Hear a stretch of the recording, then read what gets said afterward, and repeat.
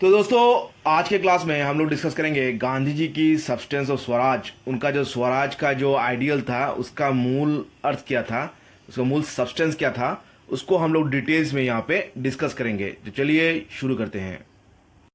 On 26 January 1930, congressmen all over the country took the pledge of complete independence as demanded in the Lahore session of December 1929। देखिए, 26 जनवरी 1930 को कांग्रेस, जितने भी कांग्रेसी थे, congressman थे, भारतीय कांग्रेस के जितने भी सदस्य थे, उन्होंने एक प्रतिज्ञा लिया था, प्रण लिया था कि भारत को मतलब कंप्लीट पूर्ण स्वाधीनता, स्वतंत्रता दिलानी है। और ये कहाँ लिया गया था, ये डिमांड लिया गया था लाहौर रिजोल्यूशन ऑफ कांग्रेस, दिसंबर 1929। ये बहुत इंपॉर्टेंट है, ये एग्जाम में काफ़ी बार पूछा जाता है, मतलब कई एग्जाम में ये पूछते ही हैं लाहौर रिजोल्यूशन ऑफ कांग्रेस क्या था और उसमें क्या डिमांड किया गया था और ये कब हुआ था। ये हुआ था दिसंबर 1929। बहुत ही इंपॉर्टेंट एक सेशन था कांग्रेस का, इंडियन नेशनल कांग्रेस का, जहाँ पे पूर्ण स्वतंत्रता की मांग की गई थी पहली बार।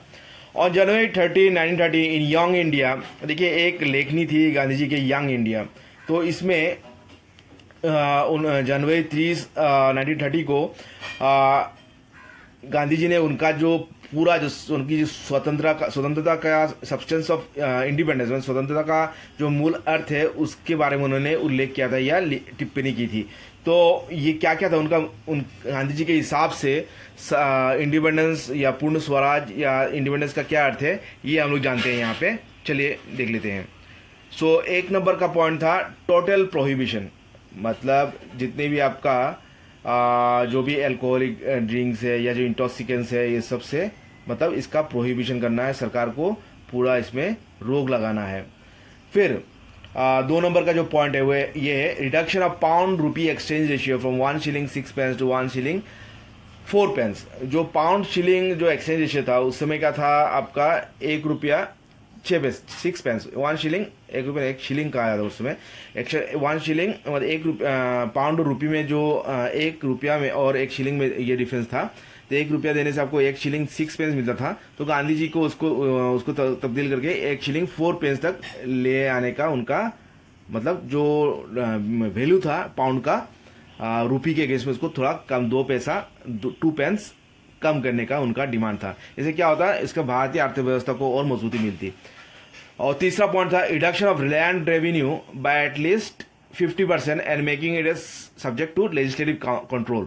और जो लैंड रेवेन्यू है, जो भूमि कर जो लगा रही थी सरकार, उसको क्या करना है, एटलीस्ट 50%, उसका 50% तक उसका उसमें उसका रिडक्शन हो, एटलीस्ट 50%। और इसको राज्य द्वारा उसको कंट्रोल किया जाए, लेजिस्लेटिव कंट्रोल, मतलब सब्जेक्ट में लेजिस्लेटिव राज्य द्वारा या जो न्याय प्रणाली के द्वारा, शासन व्यवस्था द्वारा उसको कंट्रोल किया जाए, जो कर व्यवस्था था। तो ये था तीसरा पॉइंट। और चौथा पॉइंट तो फेमस आपका वही है, मालूम है, जो सॉल्ट टैक्स लगा रही थी सरकार, उसके विरोध में गांधी जी ने तो जो खुद नमक बनाने का जो वो भी क्या था, मुहिम चलाया था। तो एबोलिशन ऑफ सॉल्ट टैक्स, इसका भी मांग रखी गई थी उनका पूर्ण स्वराज की डिमांड में। और दूसरा था आपका reduction of military expenditure by at least 50% to begin with. और जो सैन्य में जो सैन्य के लिए जो खर्च कर रही थी सरकार उस समय, उसका खर्च 50% तक उसको घटाना है। वैसे क्या होगा, अर्थव्यवस्था को और भी मजबूती मिलेगी। सारे पैसा विश्व युद्ध में या उसमें अंग्रेज सरकार खर्च कर रही थी, तो उसका रिडक्शन भी 50% तक हो, ये मांग की थी गांधी जी ने। और लैंड रेवेन्यू भी 50% रिडक्शन हुए, इसके साथ मिलिट्री एक्सपेंडिचर भी 50% रिडक्शन की मांग की थी गांधी जी ने। और छठा पॉइंट था reduction of salaries of the highest grade services by half और less, so to sweet the reduce revenue. जो सरकार की जो रेवेन्यू की तंगी हो रही थी, कमी हो रही थी, उसके लिए जो हाईएस्ट ग्रेड सर्विसेज थे, जो टॉप लेवल सिविल सर्विसेज थे या जो भी बड़े तबके के जो ग्रेड जो क्लास 1 ग्रेड ऑफिसर्स थे या सर्विसेज था, उसका सैलरी को आधा तक ले आने का उन्होंने मांग की थी, जिससे कि जो रेवेन्यू में जो घाटा है उसकी भरपाई हो। और यह था आपका protective tariff on foreign cloth. जो फॉरेन क्लॉथ है उसमें जो ये है आपका टैक्स टैरिफ, लेन देन का जो ये रेगुलेशन है, उसमें एक रेगुलेशन किया जाए, जिससे कि फॉरेन क्लॉथ की जो आवागमन जो है भारत में कम हो। इसकी क्योंकि अगर फॉरेन क्लोथ्स का अगर भारत में ज़्यादा आवागमन होगा, ज़्यादा सेल्स होगा, तो क्या भारतीय जो खुद जो स्मॉल इंडस्ट्रीज़ है या जो छोटे छोटे व्यापार है या जो क्लॉथ इंडस्ट्रीज़ है वो मारे जाएंगे और स्थानीय लोगों का नुकसान होगा। तो इसलिए गांधी जी ने उसको प्रोटेक्टिव टैरिफ मतलब एक रूल रेगुलेशन से उसका इम्पोर्ट के पे एक रोक लगाने का उन्होंने मांग की थी। और आपका 8वां पॉइंट था passage the coastal traffic reservation bill. तो कोस्टल ट्रैफिक तो ये भी रिजर्वेशन बिल एक इसमें लाए थे उन्होंने गांधी जी ने, जिससे कि जो समुद्री जो कोस्टल जो ट्रैफिक है, जैसे कि आपका जो भी सामान आ रहा था जा रहा था या जो लोगों का भी आना जाना हो रहा था उसमें एक रिजर्वेशन बिल लाया जाए। और 9वां पॉइंट था आपका discharge of all political prisoners save those condemned for murder. जो भी आपका पॉलिटिकल प्रिजनर्स थे, जो भी स्वतंत्रता आंदोलन में जो भी प्रिजनर्स बने थे, पॉलिटिकल राजनीतिक जो प्रिजनर्स थे, उनको सभी को डिस्चार्ज करना है, सिवाय जो भी मतलब मर्डर के लिए कॉन्डेम किए गए हैं, उनको मर्डर के इसमें अभियुक्त में मर्डर के केस में जिनको रखा गया है उनको छोड़कर बाकी सबों को डिस्चार्ज करना है। यह था आपका 9th नंबर का पॉइंट। और अभी 10वां देखते हैं। और अटेम्प्ट टू मर्डर और trial by ordinary judicial tribunals and withdrawal of all political prosecutions. और जो भी आपका जो मर्डर या अटेम्प्ट टू मर्डर केस में जो भी है और trial by ordinary judicial tribunals जो भी है उनको and withdrawal of political prosecution, जो भी पॉलिटिकल प्रिजनर्स है प्रोसिक्यूशन सबको विड्रॉ करना है। 10वां पॉइंट था आपका एबोलिशन ऑफ द सीआईडी और इस पॉपुलर कंट्रोल, जो सेंट्रल इन्वेस्टिगेशन डिपार्टमेंट है उसको एबोलिशन करना है और उसका जो कंट्रोल है भारतीय जो क्रिमिनल जो इसमें आपका व्यवस्था में उसको उसमें भी रोक लगाया जाए, इसको एबोलिश किया जाए। वो अपना मन के हिसाब से अपना कार्रवाई कर रही थी, तो उसको भी रोक लगाया जाए, ये गांधी जी का मांग था। और आपका 11वां अंतिम जो डिमांड था वो था issues of licenses to use firearms for self defence subject to popular control. और आपका जो ये लाइसेंस दिया जाए फायर आर्म्स के लिए, और किस लिए यूज़ किया जाएगा, फायर आर्म्स के लिए, सेल्फ डिफेंस के लिए। और ये आपका पॉपुलर सरकार द्वारा कंट्रोल में रहेगा, लेकिन फायर आर्म्स की लाइसेंस सभी भारतीयों को मतलब हथियार रखने का लाइसेंस प्रदान किया जाए, तो भी काफ़ी कंट्रोवर्शियल था।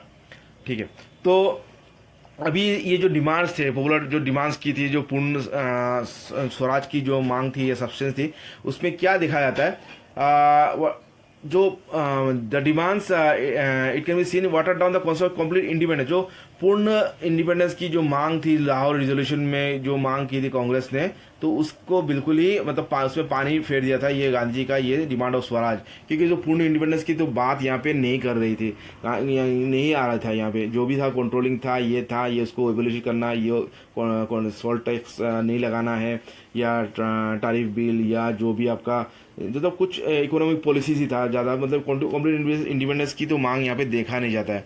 और जो कि लाहौर रिजर्वेशन जो मांग थी 1929 में, तो वो तो गांधी जी का स्वराज में उसका कोई मतलब ये नहीं देखा जाता है। और बाकी लेकिन जो बाकी सभी जो प्रथम को छोड़ के, जो प्रथम जो हम लोगों का जो उनका मांग था, क्या था प्रथम जो उन्होंने मांग की थी टोटल प्रोहिबिशन, जो भी शराब वगैरह जो भी ये था उसमें प्रोहिबिशन लगाया जाए, जो भी इंटॉक्सिकेंट मादक द्रव्य तथ्य है उनमें टोटल प्रोहिबिशन लगाया जाए। तो ये सभी जो प्रथम को छोड़ बाकी सभी एंटी इम्पेरियलिस्ट एज था, उसमें क्या था, अंग्रेजों की जो कुशासन था या अंग्रेजों की शासन था, इम्पेरियलिज्म था, इम्पेरियल जो रेजिम था, इम्पेरियल जो शासन था, उसका अगेंस्ट में उनका ये रवैया था, यह डिमांड्स था उसके अगेंस्ट में था। और 9वां और 10वां जो पॉइंट था, और ये 9वां 10वां आपका जो 10 पॉइंट्स क्या था, सीआईडी का कंट्रोल, और जो 9 पॉइंट था वो क्या था आपका, तो डिस्चार्ज ऑफ पॉलिटिकल प्रिजनर्स। तो ये सब ये 9th और 10th पॉइंट को छोड़ के जितने भी पॉइंट्स थे ये सभी हमारे क्या अर्थनीति से जुड़े हुए डिमांड्स थे।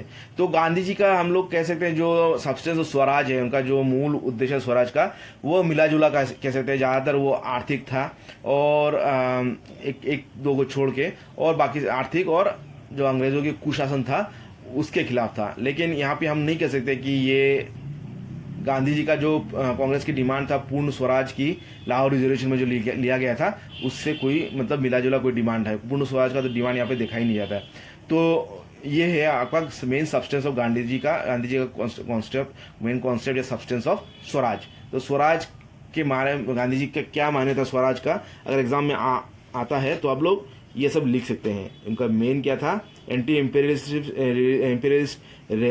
स्टैंड था वो, और इकोनॉमिक डिमांड ज़्यादा थे ज़्यादातर।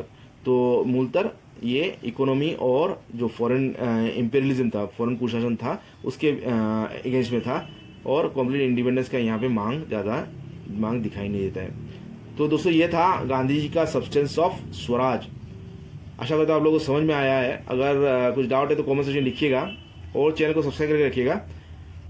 नेक्स्ट क्लास में हम लोग डिस्कस करेंगे हम लोगों का जो नेक्स्ट टॉपिक है, Karachi resolution of the Congress. काफ़ी इंपॉर्टेंट एक रिजोल्यूशन है, उसको हम लोग नेक्स्ट क्लास में डिस्कस करेंगे। तो आज के लिए इतना ही। Thank you.